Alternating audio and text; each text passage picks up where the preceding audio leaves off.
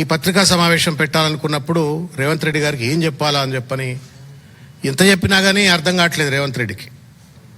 గత మూడు సంవత్సరాలుగా అనేక సందర్భాలలో అనేక మంది పెద్దలు చిన్నలు ప్రెస్ కాన్ఫరెన్సెస్లో కావచ్చు లేకపోతే బయట కావచ్చు చాలా సందర్భాల్లో చెప్పిండ్రు. వెనకటికి ఒక వేమన శతకం ఉంది, ఇది వినాలా అని చెప్పని రేవంత్ రెడ్డి గారికి మీడియా మిత్రుల ద్వారా నేను తెలియజెప్తా ఉన్నాను. అల్పుడెప్పుడు పలుకు ఆడంబరం గాను, సజ్జనుండు బల్కు చల్లగాను, కంచు మోగినట్లు కనకంబు మ్రోగున, విశ్వదాభిరామ వినురవేమ. దీని తాత్పర్యం కూడా వినాల రేవంత్ రెడ్డి గారు. అల్పబుద్ధి కలిగిన వాడు ఎప్పుడూ డాంబికాలు పోతూ ఆడంబరంగా మాటలు చెప్పుకుంటాడు. అదే శాంత స్వభావి మాత్రం సున్నితంగా మాట్లాడతాడు, ఎల్లప్పుడూ శాంతంగా ఉంటాడు. కంచు శబ్దం చేసినట్లుగా బంగారం శబ్దం చేయదు కదా, అలాగే అల్పబుద్ధి కలిగిన వాడిని కంచుతోనూ శాంత స్వభావితోనూ బంగారంతో పోల్చాడు ఈ పద్యంలో వేమన కవి. నువ్వు చెప్పు రేవంత్ రెడ్డి గారు, నువ్వు అల్పుడువా సజ్జనుడువా? మీరు అల్పులా సజ్జనులా సమాధానం చెప్పమని చెప్పి నేను కోరుతా ఉన్నా. ఇంకొక పాట నాకు ఇది వినాలని ఉన్నది, రేవంత్ రెడ్డి వినాలా అని చెప్పని ఇది వినిపిస్తా, మీరు కూడా దయచేసి ఆయన చేరవేయాలని చెప్పి నేను కోరుతున్నా.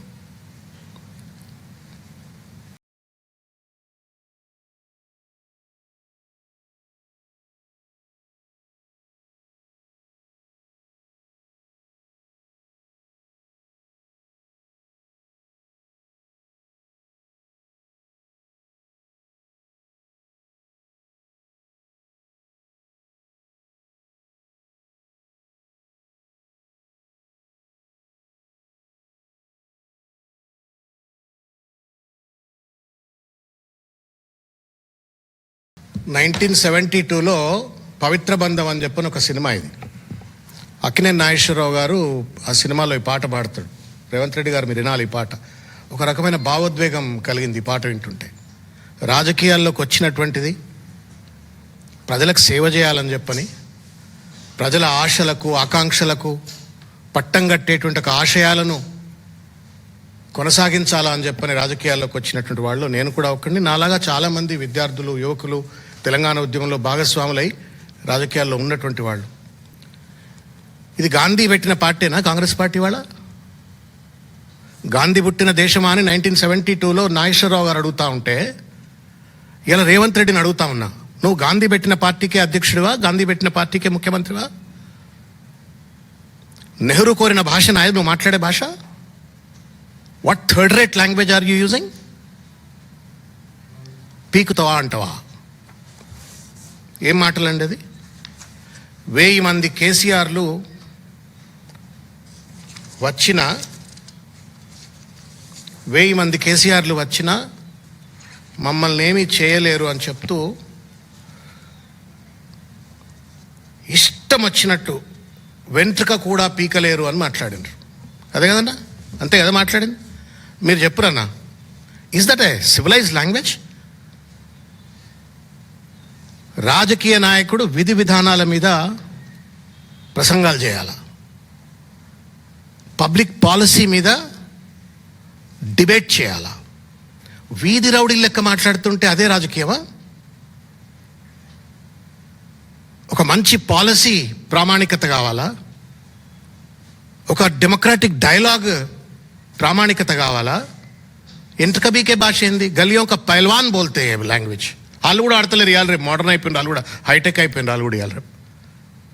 ఒక కరడు కట్టినటువంటి ఒక అహంకారి రేవంత్ రెడ్డి వాళ్ళ మదమెక్కి వాళ్ళ అచ్చోసిన ఆంబోతు లెక్క ఇవాళ రాష్ట్రంలో తిరుగాడుతూ తండ్రి లాంటి వయసు ఉన్నటువంటి ఒక వ్యక్తిని పట్టుకొని ఎంట్రుక కూడా వీకలేడు అని చెప్పని మాట్లాడుతున్నారు.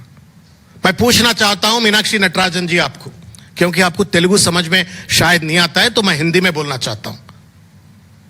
And I appeal to the Congress party media friends to give it to her. Is this the language of the Congress party?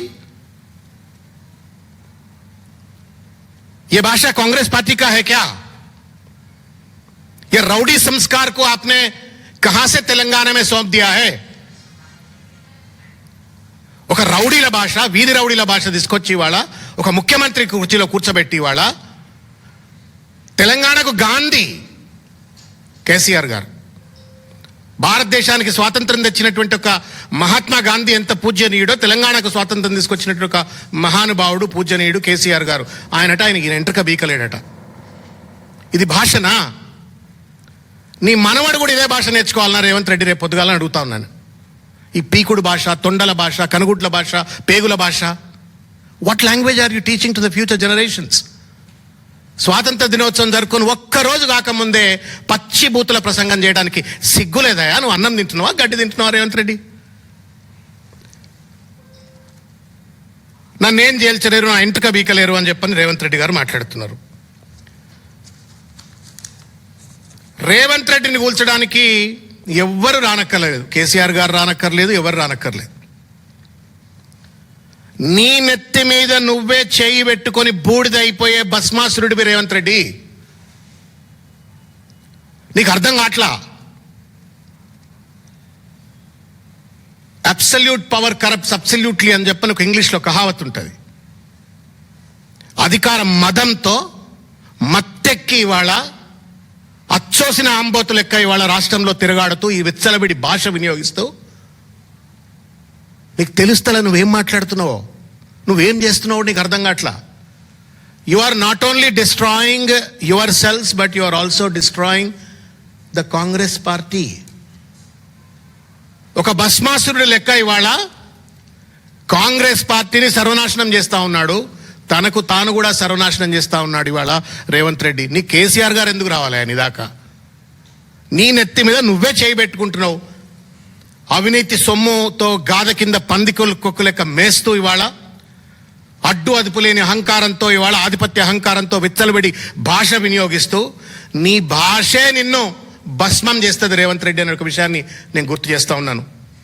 తలా తోకా లేని నీ తుగ్లక్ నిర్ణయాలే, ఒక లాప్సైడెడ్ ప్రియారిటీస్తో పరిపాలన కొనసాగిస్తూ ఒక దోపిడి పరిపాలన కొనసాగిస్తున్నటువంటి కొన్ని వ్యవహార శైలే, పరిపాలన శైలే నిన్ను భస్మం చేస్తుంది, కాంగ్రెస్ పార్టీని భస్మం చేస్తుంది అనే విషయాన్ని గుర్తు చేసుకోవాలని చెప్పి నేను తెలియజేస్తా ఉన్నాను. పెద్ద మనిషి అంటాడు నిన్న మాట్లాడుతూ,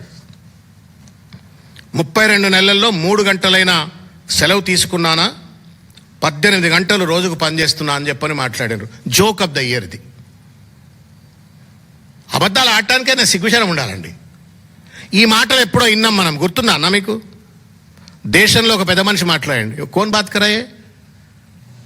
नरेंद्र मोदी साहब ने बात किया था, मैं 18 घंटा काम करता हूं అంటే ఇదే రాహుల్ గాంధీ, ఇదే ప్రియాంక గాంధీ, ఇదే మల్లికార్జున ఖర్గే కాంగ్రెస్ పార్టీ కశ్మీర్ నుండి కన్యాకుమారి వరకు తు 18 घंटा काम करके क्या దేశ్ కే లియే పాయా అని చెప్పని పెద్ద ఎత్తున కొట్లాడినరు.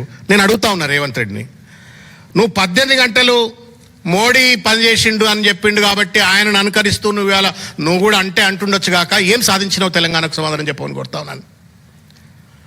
18 గంటలు పనిచేసినావో పనిచేయలేదో తెలియదు కానీ ప్రజల ముందు ఇవాళ 78 సార్లు తెలంగాణ ప్రజల రక్తమాంసాలతో నిర్మితమైనటువంటి ఒక డబ్బు సంచులు ఢిల్లీకి మోసుకుపోయినటువంటి ఒక విషయం ప్రజలకు తెలుసు.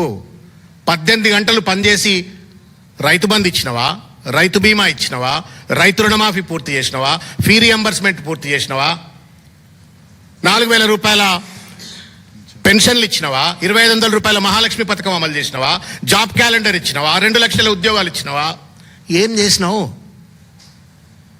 కాయా పియా కుచ్ నహీ పోడా చేయానా లెక్క రాష్ట్రంలో రెవెన్యూ లోటు బడ్జెట్ ఇచ్చినావు రేవంత్ రెడ్డి. నీ దండం పెడుతున్నా, 18 గంటలు పనిచేసిన అని చెప్పక ఇంకా సిగ్గుపోతుంది. ఆ 18 గంటలు పనిచేస్తాడు ఊరేసుకొని చచ్చిపోతాడు ఉంటే. 18 घंटे काम करके तूने क्या उखाड़ा है राष्ट्र के लिए, बोलो यार. ఏం సాధించి పెట్టినావు? ఎక్సైజ్ రంగం సర్వనాశనం చేసి రెవెన్యూ లేకుండా డెఫిసిట్, రియల్ ఎస్టేట్ రంగం డెఫిసిట్ రెవెన్యూ, డెట్ 4.5 లక్షల కోట్ల రూపాయలు, లోటు బడ్జెట్, లోటు రెవెన్యూ. ఏంది ఆయన సాధించింది చెప్పు జరా? సాధించింది ఒకటి, అనుమూల కుటుంబ దోపిడీ, విచ్చలవిడి స్వార్థంగా స్వంత జేబులు నింపుకోవడం, బూతు భాషను వినియోగించడం, పోలీసులను అడ్డుపెట్టుకుని అడ్డమైన కేసులు పెట్టడం. ఇది తప్ప నువ్వు 18 గంటలు పనిచేసి నువ్వు సాధించింది ఏం లేదన్న ఒక విషయాన్ని నేను రేవంత్ రెడ్డి గారికి తెలియజేస్తా ఉన్నాను.